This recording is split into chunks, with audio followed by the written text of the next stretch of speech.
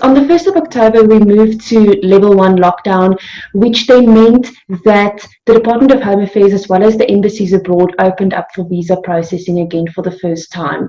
So any visa holder currently in South Africa with an expired visa can now go to the VFS and apply for renewal of their temporary residence visa, as well as any foreigners abroad who need to come to South Africa for work or residency purposes can now return either on their existing visas that they had before, or they can go to the South African embassies abroad and apply for a new visa and now travel to South Africa. The borders are open for long-term visa holders.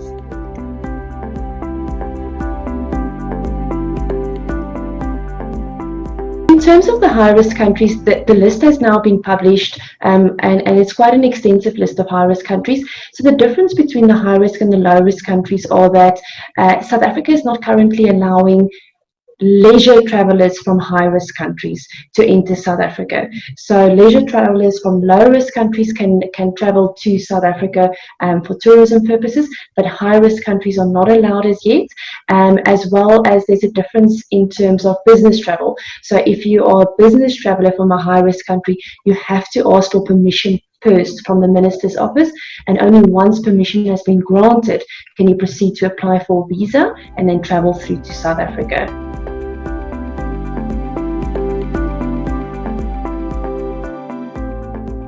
So one of the things that we can really commend the Department of Home Affairs on is the processing of visas during the lockdown period. So all temporary residence applications continue to be adjudicated during the lockdown period, and from level 3 onwards you've been able to collect your outcomes in terms of visa applications that were submitted pre-lockdown.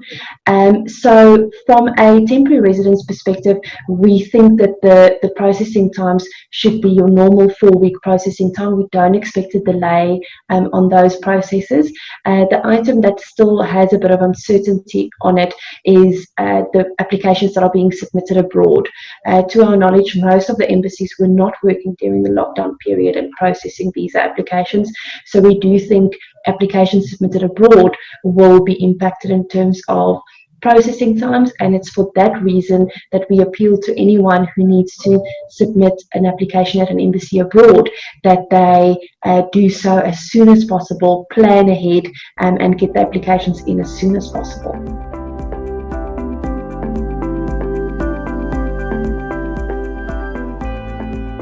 In terms of protocols, I think there's 2 items that need to be taken note of.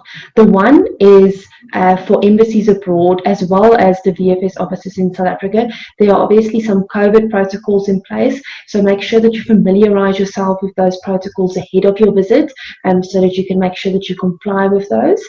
And then from a documentation perspective, a lot of people were hoping that there would be some concessions with regard to the expiry of certain visa documentation, and unfortunately there has been no concessions with regard to that. So any medical or radiological report has to be valid within a 6-month period, as well as any police clearance certificates.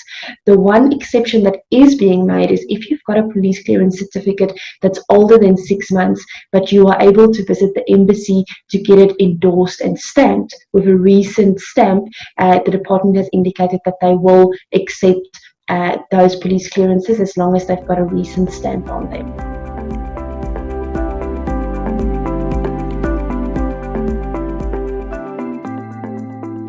The most important item is to be well planned and to start as soon as possible. Like I mentioned earlier, we are expecting the embassies abroad to be inundated with applications for guys who need to travel urgently to South Africa. So don't wait until the last minute to submit your applications. Get them in as soon as possible, and also to familiarize yourself with those embassy specific protocols and documentation so that you can make sure that when your expat visits the embassy or visits the VFS office, that they have all their documentation ready to avoid a back and forth.